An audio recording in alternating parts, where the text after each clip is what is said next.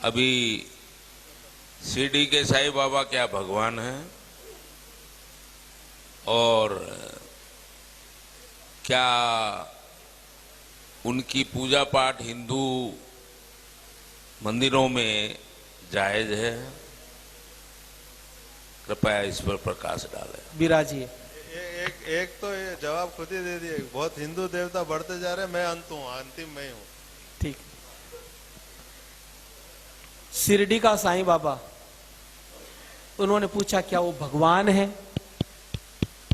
आप अगर ये पूछते ना कि क्या वो आदमी भी था पूरा, तो मुझे हंसी नहीं आती, लेकिन डायरेक्ट ही भगवान। थोड़ा सा इस चीज को समझे। आपने किसी जैन मंदिर में साईं बाबा की मूर्ति देखी?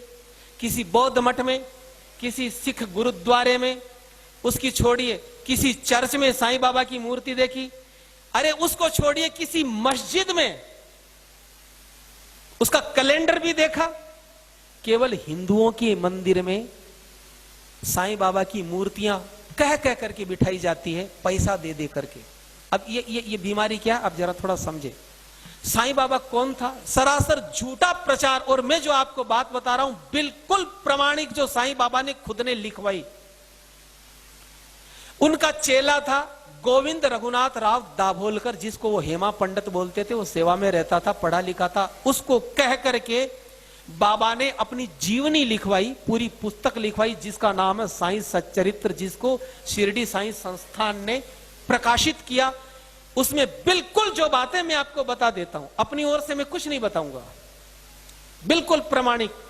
साईं बाबा भगवान था कि नहीं आपको समझ में आ जाएगा। ये आदमी अफगानिस्तान का पिंडारी मुसलमान था। इसके बाप का नाम था मियां बरहुद्दीन। ये अफगानिस्तान से आए थे। 1838 में साईं बाबा का जन्म हुआ। कहां हुआ?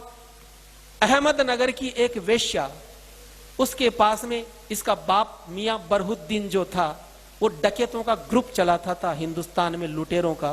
तो वो अहमदनगर की एक वेश्या के पास रहने लग गया। उससे 2 संतानें हुई, एक लड़की और एक लड़का। लड़के का नाम रखा चांद मियां, और यही व्यक्ति, इसको साईं बाबा अब बोलते हो। जब ये थोड़ा सा बड़ा हुआ तो झोली फैलाने का काम, फेरी लगाने का काम इसको सौंपा। 6 साल की उम्र से 12 साल की उम्र तक इसने झोली घुमाई और रेकी करता था कि कौन से घर को लूटना है। कभी आप देखते हो चद्दर घुमाते हुए? ये काम इनके पास था। 12 साल की उम्र में साईं बाबा पकड़ा गया अंग्रेजों की जेल में। 8 साल तक डकैतों के ग्रुप के साथ ये पकड़ा गया था और 8 साल तक अंग्रेजों की कैद में रहा। इसका बाप भाग गया था। फिर इसके बाप ने अंग्रेजों से समझौता करके छुड़वाया। तो अंग्रेजों ने कहा कि तुम हमारे लिए काम करो, हम तुम्हारे लिए करेंगे, तुम्हारे लड़के को छोड़ देंगे। क्या काम है? बोले कि झांसी की रानी लक्ष्मीबाई को हमें जीतना है। इसके बाप ने हाँ करी। वो व्यक्ति, इसका बाप, झांसी में चला गया और रात को गेट खोला उसने। झांसी की रानी को मरवाने का काम उसमें सहयोग किया इसके बाप ने। 18 साल की उम्र में अंग्रेजों से समझौता हुआ साईं का, तो साईं को भेजा, पूना में भेजा गया। लोकमान्य तिलक के स्वतंत्रता संग्राम को दबाने के लिए इसको प्रोजेक्ट करके अंग्रेजों ने भेजा पूना में। और लोकमान्य बाल गंगाधर तिलक इतने चतुर थे, वो समझ गए कि ये पाखंड रचा रहा है, ये दुनिया को भटकाएगा। लोकमान्य तिलक ने चौराहे पर पटक करके अपनी जूती से पीटा इस आदमी को। वो जूती पहनते थे आगे से, तीखी तीखी सी, उस नीचे पटक करके पीटा और कहा फिर कभी यहां दिख गया तो जान से मार दूंगा। तो ये आदमी वहां से भागा।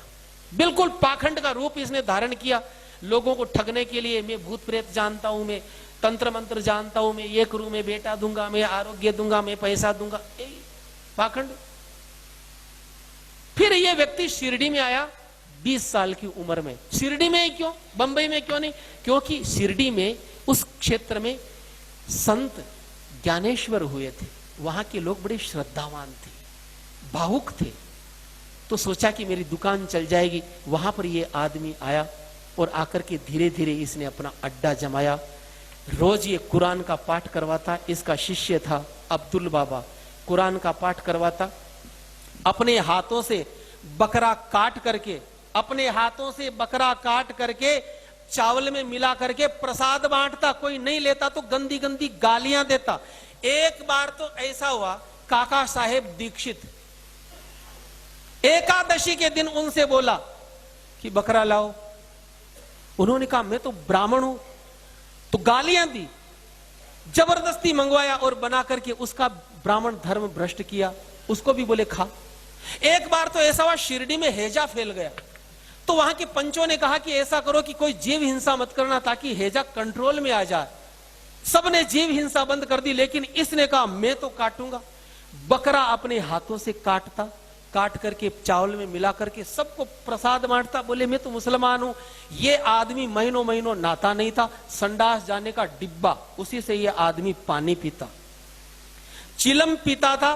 सन 1887 में इसको दमे की बीमारी हुई। चिलम की वजह से अपनी दमे की बीमारी ये जिंदगी में कभी ठीक नहीं कर पाया, और 1918 में 3 दिन दमे का इसको अटैक आया, और 1918 में दशहरे का दिन था, उस दिन ये आदमी मर गया। अब मुझे एक बात बताइए, न तो इसने कोई प्रतिभा थी, न इसमें कोई भक्ति थी, न इसका हिंदू धर्म से कोई लेना देना था। जिंदगी भर ये हिंदू देवी देवताओं को गालियां देता था। जो आपको ये साईं राम, ओम साईं, ये तो बाद में जोड़े गए केवल मूर्ख बनाने के लिए। 1957 तक इसकी जो कब्र थी, जहां आज मंदिर बना हुआ, यहां केवल मजार थी इसकी। यहां पर अब्दुल बाबा इसका मजार का पैसा लेता था, लेकिन वो मर गया। तब हरि सीताराम दीक्षित नाम के कांग्रेसी नेता थे, उन्होंने इस मजार को अपने कंट्रोल में किया और पैसा लेना शुरू किया। फिर पाखंड की शुरुआत हुई। इंडोनेशिया से ये पूरा का पूरा जो षड्यंत्र चला कि हिंदू मंदिरों को कैसे बर्बाद